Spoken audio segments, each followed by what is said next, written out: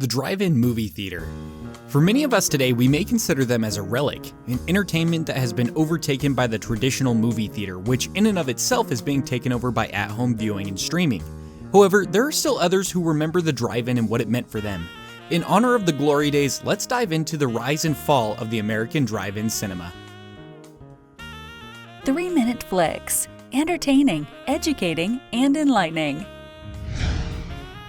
The drive-in theater was the brainchild of one man and his desire to grant his mother the most optimal viewing experience, Mr. Richard Hollingshead. Hollingshead was a manager at his father's auto parts company. But beyond that, he was an avid movie fan. In an effort to share this hobby with his mother, who struggled to find comfort in traditional movie theater seats, Hollingshead stumbled upon the idea to create a theater of sorts at his own home. Through many weeks of experimentation with different layouts, he mounted a Kodak projector to the hood of his car, hung 2 sheets together between trees in the yard, and placed a radio behind it all for sound. The idea was received so well by his family and friends that he sought to expand upon it. Extensive trial and error would eventually result in the creation of ideal spacing between cars, speakers, screen, and projector. Finally, Hollingshead had a completed vision in hand. Hollingshead filed for the patent in May of 1933 and opened America's first drive-in movie theater in Camden, New Jersey the next month. With an initial investment of $30,000, the automobile movie theater was born. Customers would arrive in their automobiles/theater seats and would pay 25 cents per vehicle and 25 cents per person in the car, but the payment would cap out at $1. For reference, that would mean that if a family was paying $1 to get in, that would amount to roughly $21 today, accounting for inflation.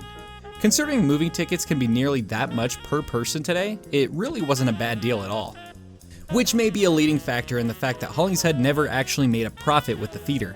Now, whether or not the original made a profit, the idea turned out to be a hit, and by 1940, over 20 drive-ins had opened across America. Eventually in 1950, Hollingshead's patent was overturned and copycat drive-ins no longer had to pay royalties for using his idea, which means exactly what you might expect. The amount of drive-ins exploded exponentially.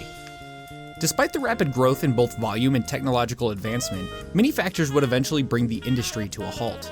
Between daylight savings time pushing back movie start times, the growth of VHS, and the explosion of city development, it eventually would make more sense to just sell the lot and move away from the industry entirely.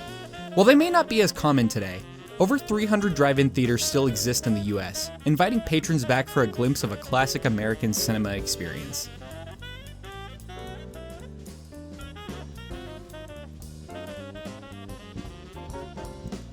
Hey, if you've made it this far, you're probably someone who thinks drive-in theaters are interesting and maybe you want to check out similar content.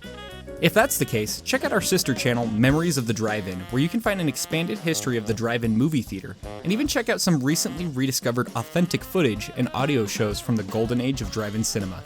Thanks for watching, and we hope to see you around for future episodes. 3-minute flicks. Don't forget to subscribe and hit the notification bell. We create new videos weekly.